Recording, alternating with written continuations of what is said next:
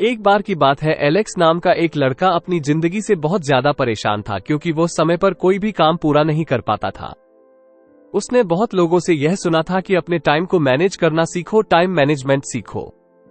लेकिन वो जितनी बार टाइम मैनेजमेंट करता वो उसमें फेल हो जाता। फॉर एग्जाम्पल, अगर वो ये डिसाइड करता कि मुझे अगले 5 घंटे में ये 5 चैप्टर पूरे करने हैं तो वो ऐसा नहीं कर पाता। वो थोड़ी ही देर में बोर हो जाता और उस काम को छोड़ देता और बाद में अगले दिन या 2 दिन के बाद उसको उस काम को छोड़ने का पछतावा होता। और इस तरह से वो धीरे धीरे हर चीज में ऐसा करने लगा। पहले वो पढ़ाई में ऐसा करता था, फिर वो अपनी जॉब में ऐसा करने लगा और धीरे धीरे उसकी प्रोडक्टिविटी कम होती गई। उसे ये समझ नहीं आ रहा था कि उसके साथ ऐसा क्यों हो रहा है। वो काम करना चाहता था, लेकिन जब वो डिसाइड करता कि अगले 5 घंटे में मैं इस काम को पूरा करूंगा तो वो उस काम को पूरा नहीं कर पाता था। अब वो अपने आप से बहुत ज्यादा परेशान हो चुका था और वो इस चीज का जवाब ढूंढ रहा था। उसने बहुत सारी चीजें की लेकिन उसे कोई सॉल्यूशन नहीं मिला। फिर वो एक दिन एक बूढ़े इंसान से मिला। उसने अपनी सारी समस्या उस बूढ़े इंसान को बताई। बूढ़े आदमी ने एलेक्स की बातों को ध्यान से सुना और फिर कहा, तुम्हारी प्रॉब्लम यह है कि तुम टाइम को मैनेज करने की कोशिश कर रहे हो, तुम अपने दिमाग को मैनेज करने की कोशिश नहीं कर रहे। एलेक्स ने उनकी तरफ देखा और कहा कि आप मुझसे क्या कहना चाहते हो। फिर बूढ़े इंसान ने कहा कि तुम अपने टाइम को चाहे जितना भी मैनेज कर लो, लेकिन अगर तुम्हारा दिमाग सही नहीं है और उसमें सही विचार नहीं है तो तुम कभी भी आगे नहीं बढ़ सकते। अपने आप से सवाल करो कि तुम हर समय क्या सोचते हो। एलेक्स ने थोड़ी देर सोचा और फिर कहा कि मैं हर समय बस यही सोचता हूं कि मैं कैसे सफल बनूंगा, मैं काम क्यों नहीं कर पा रहा हूं, मेरे साथ ऐसा क्यों नहीं हो रहा है, मेरे दिमाग में मैक्सिमम यही विचार होते हैं। फिर बूढ़े आदमी ने कहा कि अब मुझे ये बताओ कि तुम अपने काम को लेकर कितने नए आइडिया सोचते हो, या उनके बारे में ध्यान देते हो और शांत होकर उनके बारे में सोचते हो। एलेक्स ने उनकी बात को सुना और फिर कहा कि आप मुझसे कहना क्या चाहते हो। बूढ़े आदमी ने कहा कि मैं चाहता हूं कि तुम हर रोज ध्यान करना शुरू करो, बस चुपचाप बैठो और देखो तुम्हारे दिमाग में क्या विचार आ रहे हैं, चाहे वो पॉजिटिव हो या वो नेगेटिव हो, उनको रोकने की कोशिश मत करो और अपने दिमाग को खाली और शांत बनाओ। जैसे जैसे तुम ध्यान करते रहोगे तुम्हारा दिमाग शांत होता रहेगा। सबके पास 24 घंटे ही है, लेकिन हर इंसान उन 24 घंटों को अलग अलग तरीके से इस्तेमाल करता है और इसके लिए तुम्हें टाइम मैनेजमेंट की नहीं, माइंड मैनेजमेंट की जरूरत है। और अगर तुम्हें माइंड मैनेजमेंट करनी है तो तुम्हें अपने विचारों पर ध्यान रखना होगा, तुम्हें ध्यान करना होगा और ऐसी चीजें करनी होगी जिससे तुम शांत बन सको। उसके बाद एलेक्स ने ये चीजें की और एलेक्स को इसका बहुत ज्यादा फायदा मिला।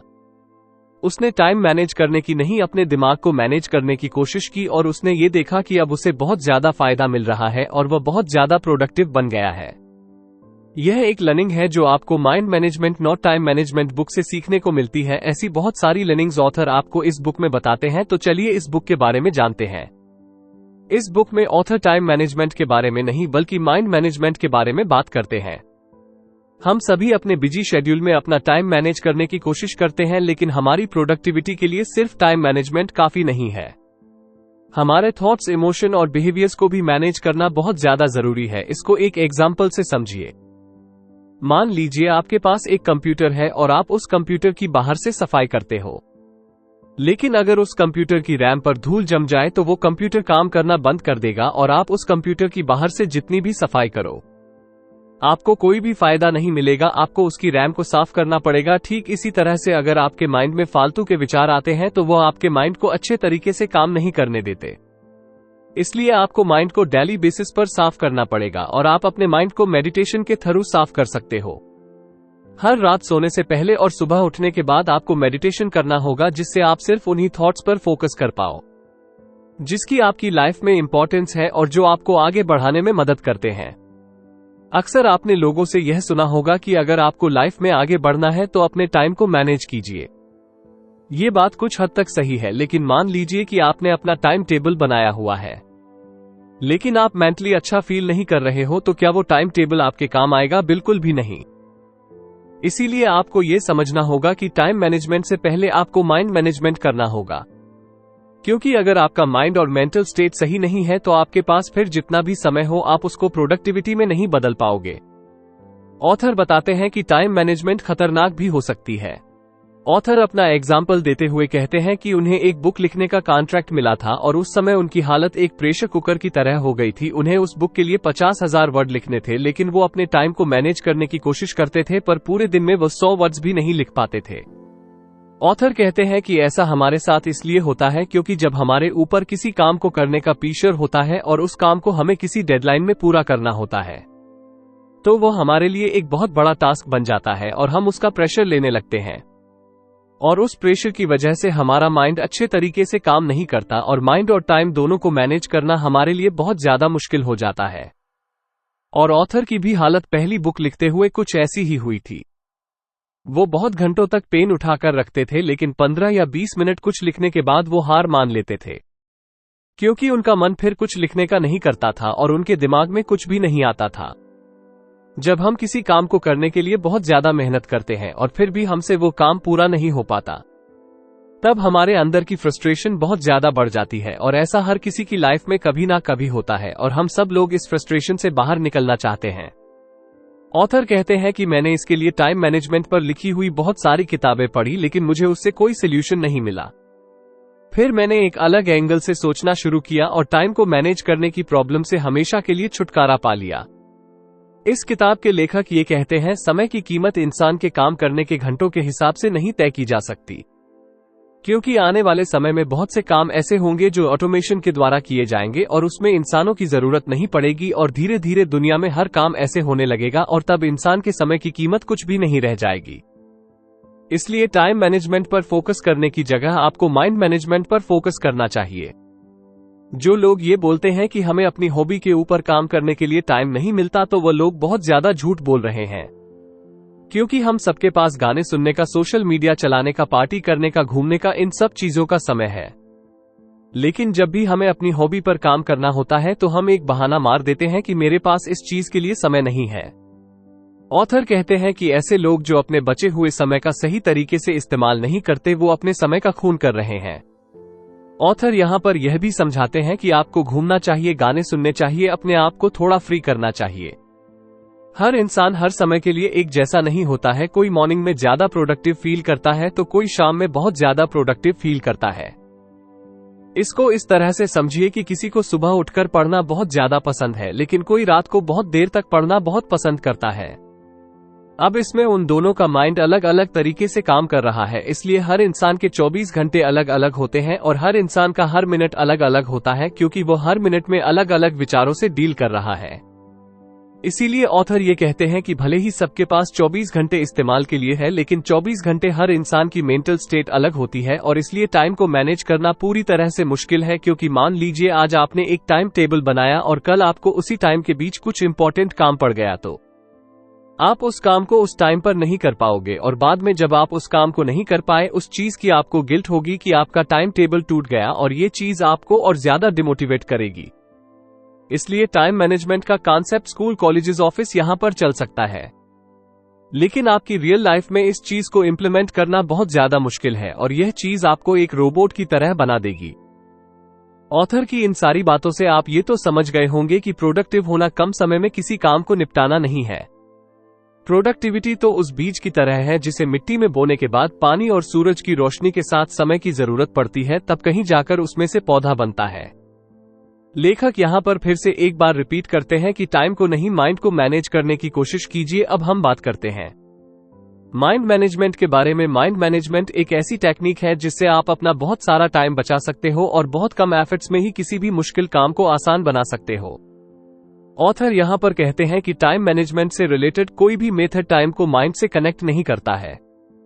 टाइम मैनेजमेंट कुछ हद तक वैल्यूएबल हो सकता है, लेकिन माइंड मैनेजमेंट की शुरुआत वहां से होती है जहां टाइम को मैनेज करने के सारे मेथड एक लिमिटेशन पर आकर रुक जाते हैं। टाइम मैनेजमेंट इंसान के टाइम को ऑप्टिमाइज करता है, जबकि माइंड मैनेजमेंट इंसान की क्रिएटिविटी को ऑप्टिमाइज करता है। अगर आप अपनी क्रिएटिविटी एनर्जी को अच्छी तरह से मैनेज करना सीख जाते हैं तो आप कठिन से कठिन काम को भी आसानी से कर सकते हैं। पर सवाल यही है कि माइंड को मैनेज कैसे करें। तो एक रिसर्च के अकॉर्डिंग ये देखा गया है कि जो लोग अपने टाइम को मैनेज करके अपना काम करते हैं, जैसे कि कोई स्टूडेंट अपना टारगेट सेट करता है कि मुझे 5 घंटे में 5 चैप्टर्स पढ़ने हैं, तो 80% चांस है कि वो अपने टारगेट को कभी भी कंप्लीट नहीं कर सकता, वो 1 या 2 चैप्टर के बाद उस चीज को छोड़ देगा।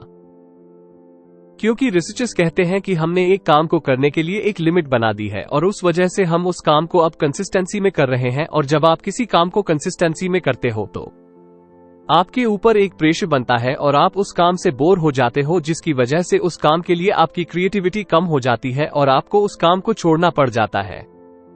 अगर आपको माइंड मैनेजमेंट को एक लाइन में समझना है तो ये समझिए कि किसी भी काम को आपको कंसिस्टेंटली नहीं करना चाहिए, वरना आप उस काम से बोर हो जाओगे और उस काम को पूरा नहीं कर पाओगे। इसलिए जब भी आप किसी काम को करो तो उसे छोटे छोटे टाइम ब्लॉक में डिवाइड कर दो और फिर उस काम को करो, और इसकी मदद से आप अपनी मेंटल एनर्जी को रिकवर कर सकते हो। ऑथर बस ये समझाना चाहते हैं कि आपको अगर माइंड मैनेज करना है तो मेडिटेशन तो बहुत ज्यादा जरूरी है, लेकिन आप कंसिस्टेंटली किसी काम को मत करो। अगर आप पढ़ाई भी करते हो तो हर थोड़ी देर में एक ब्रेक लो। 1 घंटे के बाद ब्रेक लो, 2 घंटे के बाद ब्रेक लो, लेकिन ब्रेक जरूर लो और कुछ नया करो। अगर आप अभी मैथ्स पढ़ रहे हो तो उसकी जगह कुछ और सब्जेक्ट पढ़ो, फिर कुछ और सब्जेक्ट पढ़ो, और इस चीज को हर काम में इंप्लीमेंट करो। आपको ये समझना होगा कि अगर आप अपने ऊपर प्रेशर डालोगे कि मुझे इतने समय में इस चीज को पूरा करना है, तो आप उस चीज को कभी पूरा नहीं कर पाओगे, क्योंकि आपका दिमाग पूरी तरह से नेगेटिव हो जाएगा। अगर मैं इस चीज को समय पर पूरा नहीं कर पाया तो, अगर मैं इस काम में फेल हो गया तो, क्या इतने समय में ये काम पूरा हो जाएगा? और इस तरह के सवाल पूछकर आपका दिमाग शांत नहीं हो पाएगा। इसलिए अपने आप को एक लंबा समय दो। इसलिए कहा जाता है कि एग्जाम के समय पर पढ़कर आप सिर्फ पास हो सकते हो, अच्छे मार्क्स नहीं ला सकते। तभी टॉपर स्टार्टिंग से पढ़ाई करते हैं और एग्जाम के एंड में आकर बस थोड़ा थोड़ा रिवीजन करते हैं, क्योंकि उन्होंने पहले से ही थोड़ी थोड़ी पढ़ाई की और बाद में उस पढ़ाई को कंपाउंड करके अपने एग्जाम दिए। अब आपको यह समझना होगा कि यह लाइफ में हर चीज को सीखने का एक रूल है। आप एक दिन में कुछ नहीं कर सकते। एक दिन में आप टाइम मैनेजमेंट करके बहुत एडवांस नहीं बन जाओगे। आपको अपने माइंड को मैनेज करना सीखना होगा, लेकिन ये भी याद रखो कि आप माइंड को भी एक दिन में मैनेज नहीं कर सकते। उसको भी मैनेज करने के लिए प्रैक्टिस लगती है, और माइंड को मैनेज करने के लिए आपको अपने थॉट्स को बहुत ज्यादा शांत और पॉजिटिव करना होगा। जितना ज्यादा अच्छा आप सोचोगे उतना ज्यादा अच्छा आपको महसूस होगा। जितना ज्यादा अच्छा आपको महसूस होगा उतनी हाई आपकी मेंटल एनर्जी रहेगी। जितनी हाई आपकी मेंटल एनर्जी रहेगी उतना ही अच्छे से आप काम कर पाओगे। जितने अच्छे से आप काम कर पाओगे उतने ज्यादा समय तक आप उस काम को कर पाओगे, और जब आप इस चीज को शुरू करोगे आप प्रोडक्टिव बनोगे। ऑथर कहते हैं कि हम में से बहुत सारे लोग टू डू लिस्ट बनाते हैं, लेकिन बहुत बार यह होता है कि हमारे पास टू डू लिस्ट में जो टास्क लिखा है उसको पूरा करने के लिए समय है, लेकिन अंदर एनर्जी नहीं है। तो आपका फिर टाइम मैनेजमेंट करके क्या फायदा? और इसकी जगह मान लीजिए आपके पास सिर्फ 25 मिनट है, लेकिन आपका माइंड पूरी तरह से एक्टिव है और उस काम करने के लिए तैयार है, तो आप 25 मिनट में उस काम को बहुत प्रोडक्टिवली कर पाओगे, भले ही आप थोड़ा सा काम कर पाओ। ऑथर बस ये कहना चाहते हैं कि अपने ऊपर कम टाइम में ज्यादा काम करने का प्रेशर मत डालो। अपने आप को ये समझाओ कि इसमें समय लगेगा और मुझे अपने माइंड को मैनेज करके इसको करना होगा, और छोटे छोटे टाइम ब्लॉक में अपने काम को बांट दो। ये भी याद रखो कि आपकी बाउंड्री आपके थॉट्स बना रहे हैं, क्योंकि आपने अपने आप को एक डेडलाइन दी है कि 2 दिन में मुझे इस प्रोजेक्ट को पूरा करना है। मान लीजिए आपके पास 2 दिन ही बचे हैं, तो अपने आप को उस डेडलाइन से हटाकर छोटे छोटे टाइम ब्लॉक में डिवाइड कर दो। थोड़ी देर पढ़ाई करो, फिर ब्रेक लो, फिर थोड़ी देर पढ़ाई करो, फिर ब्रेक लो। इस तरह से आपके माइंड को अपनी एनर्जी को रिकवर करने में बहुत ज्यादा मदद मिलेगी। अगर आप कंसिस्टेंटली किसी काम को करते रहोगे तो आप डिप्रेशन का भी शिकार हो सकते हो, और यह चीज आप ऑफिस के लोगों में बहुत ज्यादा देखोगे। प्राइवेट कंपनी में जॉब करने वाले लोग इसलिए ज्यादा मेंटली बीमार है, क्योंकि उनके ऊपर इस चीज का प्रेशर है कि उन्हें इस डेडलाइन के अंदर यह प्रोजेक्ट और वो प्रोजेक्ट पूरा करना है, और वो अपनी मेंटल हेल्थ का ध्यान रखना भूल जाते हैं। इसलिए अपनी मेंटल हेल्थ का ध्यान रखो, अपने माइंड को मैनेज करो। आप किसी भी काम को बहुत अच्छे से बहुत प्रोडक्टिव तरीके से कर पाओगे, और टाइम मैनेजमेंट की आपको जरूरत नहीं पड़ेगी। तो ये थी mind management not time management book की समरी। मैंने इस समरी को आपको आसान शब्दों में समझाने की कोशिश की। अगर आपने इस बुक को पढ़ा है और आपने इस बुक से कुछ और भी सीखा है तो मुझे भी कमेंट में बताइए, और वीडियो को लाइक और चैनल को सब्सक्राइब करना बिल्कुल मत भूलना।